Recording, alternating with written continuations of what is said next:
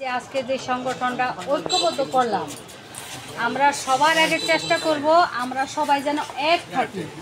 সবার মতামত আপনার আমার স্বপন ভাই বা ইমানুদ্দিন ভাই, সাইদুল ভাই, যেই আমরা আছি, আমরা সবার মতামত যেন আমরা একইভাবে চলতে পারি, একই সাথে কীভাবে আমাদের চ্যানেলগুলি আগাবে এবং ঐক্যবদ্ধতা যেটাকে বলে সেইভাবে যদি আমরা চলি, তাহলে মনে হয় আমরা এই পথটা আরও আলোর পথ দেখতে পারবো। এইটুকুই আমার বক্তব্য। অনেক কথা বলার ছিল, সময় খুব কম। হ্যাঁ, অনেকে বলবে। ধন্যবাদ। আজকে সাভার উপজেলা আসলাম একমাত্র শুধু স্বপন ভাইয়ের উদ্দেশ্যেই। ভালোবাসাটা ছিল, স্বপন ভাই খুব মেহনত করেছে এই সকলকে একত্রিত কীভাবে করা যায়, অনেক চেষ্টা করে, কিন্তু সবাই একত্র হতে পারে না। তবে আজকে সফল হয়েছে চেষ্টা করে যে আল্লাহ আমাদের কিছু মিলন মেলা ভালোবাসা দিয়েছে।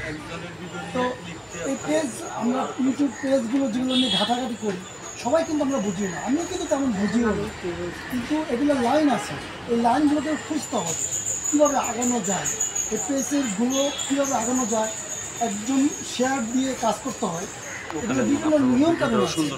তো এই নিয়মকানুনগুলো কেউ ভালো জানে না, যে মেন একজন থাকতে হবে, একজন যদি ভালো দক্ষ পরিচালক থাকে তাহলে কিন্তু কাজ হয়ে যায়, আর যদি দক্ষ না থাকে তাহলে কিন্তু পরিচালক শেষ হয়ে যায়, পরিচালকের সহকারী সবাই শেষ হয়ে যায়।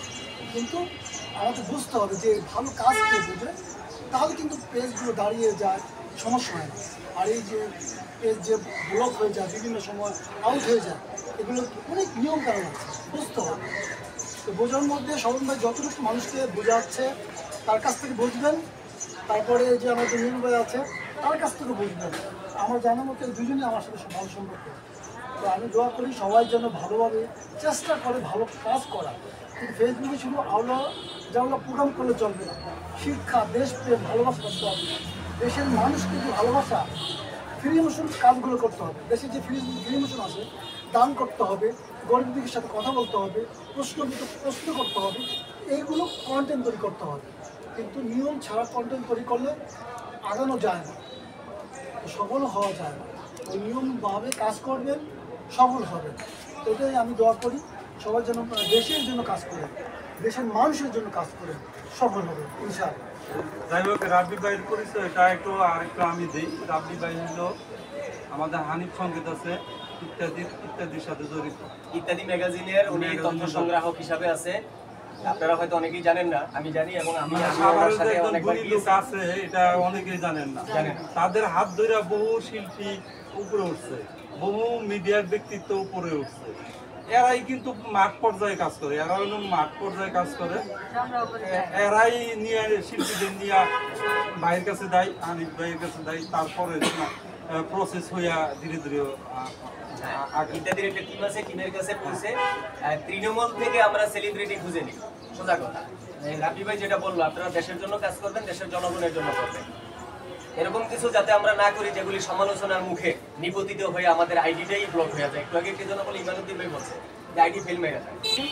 উপস্থিত ইউটিউবার, ইউটিউবার ও ফেসবুক বড় ভাই সকলে হয়তো আমার চাইতে বয়সে বড়, তো বড় ভাইদের প্রতি আমার সালাম, আসসালামু আলাইকুম। তো আসলে ইউটিউব এবং ফেসবুক এই দুইটাই কিন্তু একটা গুরুত্বপূর্ণ একটা বিষয়। এখন দেখেন, আমাদের বাংলাদেশ না, শুধু ইন্ডিয়াতে ছোট ছোট বাচ্চারা, যেমন যে শফিক, দেখছেন আমার ভিডিওগুলো, যেমন ওরা কিন্তু আগে ফেসবুক পেজ থেকে উঠতে উঠতে এখন ইউটিউবে কিন্তু ওদের লাইক, কমেন্ট, শেয়ার এবং মানে ভিউর অভাব নেই। এখন ওরা কিন্তু আসলে যে পরিবারের প্রবণ ছিল, মানে একদম ধরতে গেলে বলা যায় যে বাড়ির বেড়া নাই, মানে মানে টয়লেটটা পর্যন্ত যে মানে বাসের পায়খানা বলে, মানে এমন ইন্ডিয়ার এমন পর্যায়ে ওরা এখন ভাই দামি দামি গাড়িতে চলাফেরা করে। আমাদের সমান বয়সও কিন্তু হয় নাই। ইউটিউবে ভিডিও কন্টেন্ট এমন কিছু করতে করতে দেখা গেছে শিক্ষামূলক কিছু দিছে বা আপনি সচেতনমূলক কিছু, একটা ভিডিওর মধ্যে হাসি থাকতে থাকতে কিন্তু হঠাৎ একটা কান্নার ভিডিও আসে, ওইটা দিয়ে কিন্তু একজন লোক যখন ফেসবুক চালায়, যেমন আমার বাবা একজন অশিক্ষিত লোক, সে কিন্তু ফেসবুক চালাইতে চালাইতে যখন যেটা ভালো লাগে চুপ করে সে শেয়ার দেয়, তার কিন্তু লাভ নাই। আপনার একটা ভিডিও যখন শেয়ার দেবে, অবশ্যই তো কোনো না কোনো কারণ থাকতে হবে।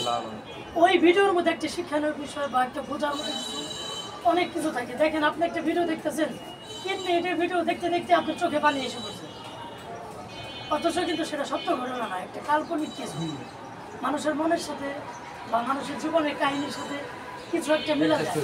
আবার অনেক ইউটিউবাররা লাখ লাখ টাকা খরচ করেও কিন্তু টাকা ইনকাম করতে পারতেছে না।